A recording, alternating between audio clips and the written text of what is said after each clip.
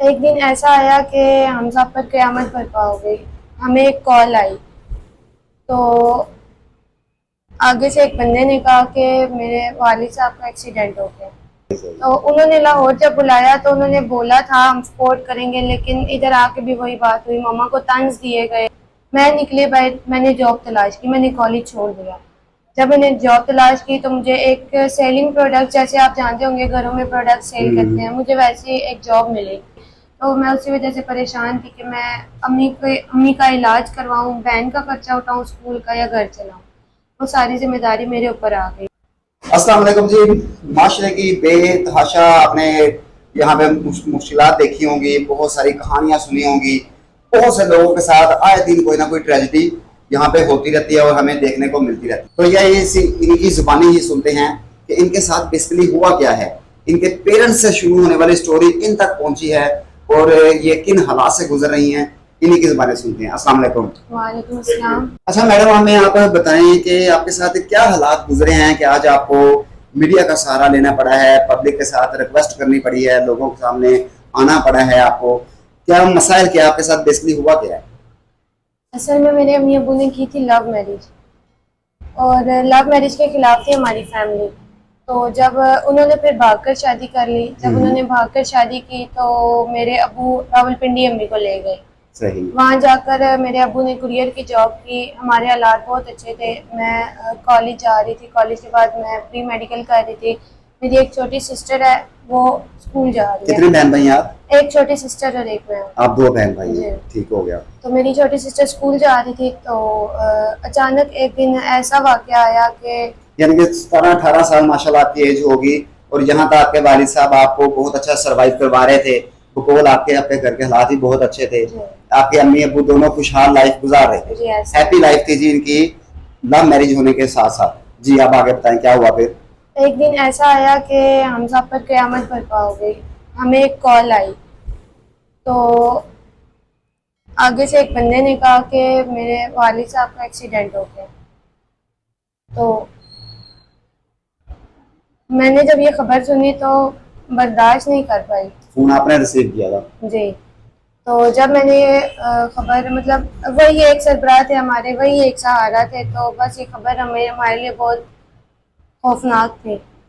तो जब मेरी मामा को ये खबर मिली तो वो परेशान हुई, उनकी तबीयत ख़राब हो गई। फिर हमारे हालात कुछ ऐसे हो गए थे कि जो मामा पापा ने भागकर शादी की, हमें मेरे जो दादके थे उन्होंने भी एक्सेप्ट नहीं किया। उन्होंने भी बहुत ज़्यादा तशद्दुद किया हम पर। मतलब उन्होंने यही बोला कि इन लोगों ने भागकर शादी किया, उन्होंने हमें सपोर्ट नहीं किया, कोई घर में कमाने का जरिया नहीं था। फिर मैंने कॉलेज छोड़ा। आपकी ददियाल साइड जो आपके वालिद साहब के रिश्तेदार थे उन्होंने आपको एक्सेप्ट नहीं किया, हालांकि आप उनका खून थे, उनके ही औलाद हैं। ये बात हमारे माशरे को बहुत जरूर समझने की जरूरत है। और आपका जो ननियान साइड था, आपकी वालदा के रिश्तेदार, उन लोगों ने भी कोई सपोर्ट नहीं किया आपको?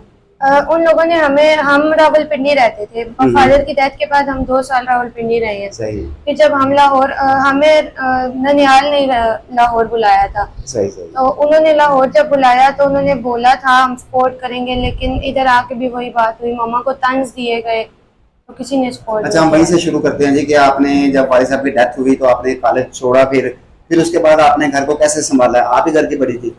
जी, मैं ही घर की बड़ी थी और मुझे ये निकलना पड़ा क्योंकि मेरी वालिदा बीमार रहती थी। तो जैसे जैसे ददियाल की तरफ से उन्हें तंज मिलते रहे वो और बीमार होती गई। मैं निकली भाई, मैंने जॉब तलाश की, मैंने कॉलेज छोड़ दिया। जब मैंने जॉब तलाश की तो मुझे एक सेलिंग प्रोडक्ट, जैसे आप जानते होंगे घरों में प्रोडक्ट सेल करते हैं, मुझे वैसी एक जॉब मिली। तो फिर साथ ही मुझे ननिहाल की तरफ से, हमें ननिहाल की तरफ से एक रिस्पॉन्स आया कि आप लोग लाहौर आ जाओ हमारे पास। हम जब लाहौर आए तो इन लोगों ने कहा कि हम तुम्हें सपोर्ट करेंगे, हम ये करेंगे वो करेंगे, लेकिन हमें किसी ने सपोर्ट वो जो आप जॉब कर रही थी रावलपिंडी के अंदर, सेल गर्ल्स की, डोर टू डोर मार्केटिंग हम लोग उसे कहते हैं, तो उसके अंदर आपको कोई मुश्किलात का सामना तो नहीं हुआ? यही होता था, जैसे हम गलियों में ख्वातीन के पास जाते थे, हम हर गली में जाते थे, हर मोहल्ले में जाते थे। वहाँ जो आपको पता है रास्ते में हम लड़कियों के हालात होते हैं कि जैसे लोग छेड़ते हैं, तंग करते हैं, तो वहाँ भी बहुत सारी मुश्किलें आई, लेकिन करना पड़ा घर की वजह से। तो जब हम इधर आए तो इधर भी किसी ने सपोर्ट नहीं किया। फिर मेरे ऊपर एक और जिम्मेदारी आ गई कि बहन का स्कूल है, अम्मी को संभालना है, घर का खर्चा चलाना है। तो फिर इधर आके मैंने जॉब वगैरह की, तो मुझे जॉब से इतना फ़ायदा नहीं हो सका कि मैं अपना मतलब जॉब यहाँ नाम आपके नंदियाल साइड ने भी ज्यादा देर आप लोगों को सपोर्ट नहीं किया? उन्होंने किया ही नहीं, जस्ट उन्होंने हमें बुलाया यही और नहीं। छोड़ दिया। अच्छा, बुला के छोड़ दिया। तो यहाँ उन्होंने आपको रिहाइश वगैरह को घर वगैरह दिया उनको? वो भी मैंने सब महीना कुछ 2 महीने का राशन डाल के दिया कि आप लोग बैठो सेटल हो जाओ? नहीं, सब कुछ मैंने किया। आते साथ मैंने जब हालात देखे तो मैंने जॉब ढूंढनी स्टार्ट की। मुझे जॉब मिली तो फिर इतना मतलब मेरी इतनी सैलरी नहीं थी कि मैं अपने घर को चला सकती, तो मैं उसी वजह से परेशान थी कि मैं अम्मी का इलाज करवाऊं, बहन का खर्चा उठाऊं स्कूल का, या घर चलाऊं। वो सारी जिम्मेदारी मेरे ऊपर आ गई। तो लोगों से अपील है कि हमारी इतनी मदद करें कि मैं अपनी अम्मी का इलाज करवा सकूं।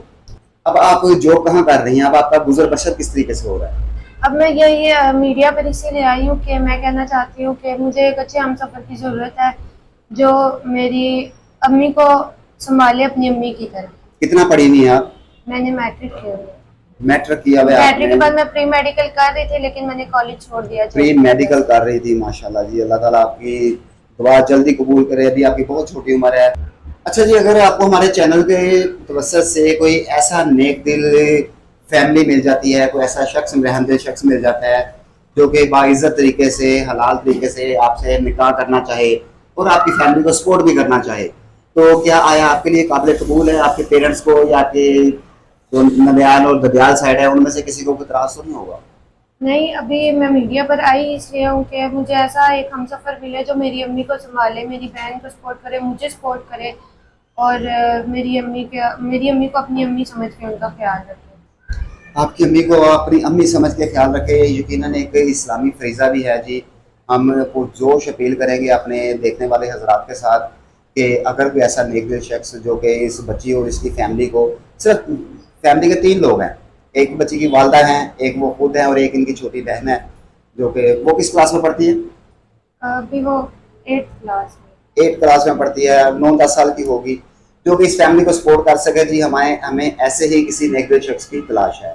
तो अगर आप वीडियो देखें, इसको अपनी फैमिली, फ्रेंड एंड फैमिली के साथ शेयर करें ताकि ज़्यादा से ज़्यादा लोग इस वीडियो को देख के इस फैमिली के साथ रब्ता कर सकें। इसके कार्य सवाब के अंदर आप भी शामिल होंगे, हम भी शामिल होंगे और अल्लाह ताला इनके मसाइल को जल्द से जल्द हल करें।